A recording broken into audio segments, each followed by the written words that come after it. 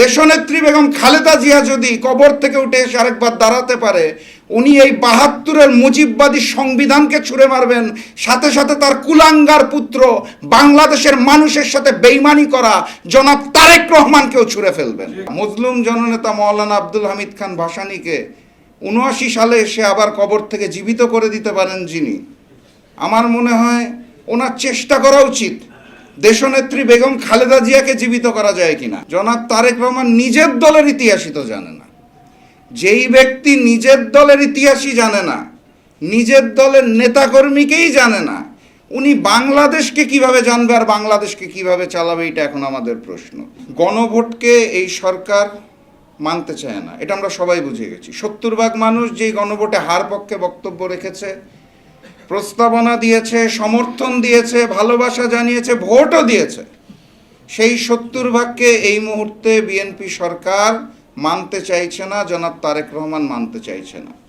আমি নির্বাচনী প্রচারণার সময় বক্তব্যে বারবার বলতাম লন্ডন থেকে এক মুফতি এসেছে, এটা নিয়ে সবাই আমাকে প্রশ্ন করত কেন।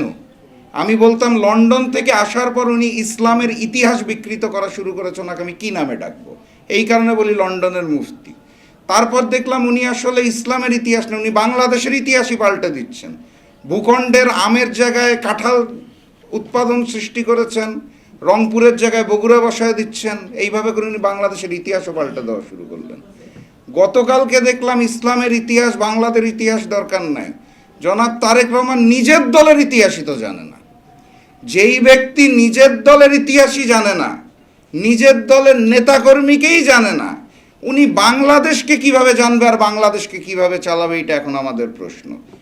অতএব ওই যে উনি ৩ বছর আগে ইন্তেকাল করা মজলুম জননেতা মাওলানা আব্দুল হামিদ খান ভাসানীকে ৭৯ সালে এসে আবার কবর থেকে জীবিত করে দিতে পারেন যিনি, আমার মনে হয় ওনার চেষ্টা করা উচিত দেশনেত্রী বেগম খালেদা জিয়াকে জীবিত করা যায় কিনা।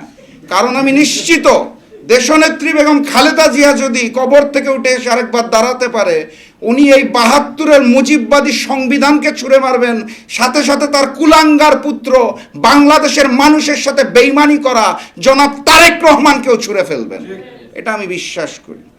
আমি আবেদন জানাতে চাই বাংলাদেশের জনগণকে, আজকের যে আলোচনার বিষয়বস্তু করণীয়টা হচ্ছে নতুন গণ অভ্যুত্থান আসতে যাচ্ছে, তার জন্য প্রস্তুতি নিতে হবে, এইটা হচ্ছে আমাদের এখন করণীয়।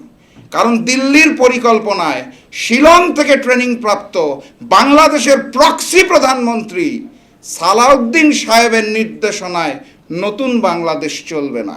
কথাবার্তা পরিষ্কার, প্রস্তুতি গ্রহণ করুন, দেখা হবে নতুন গণ অভ্যুত্থানে, দেখা হবে নতুন বিজয়ের পথে যাত্রা শুরু, জীবন অথবা মৃত্যু। আসসালামু আলাইকুম।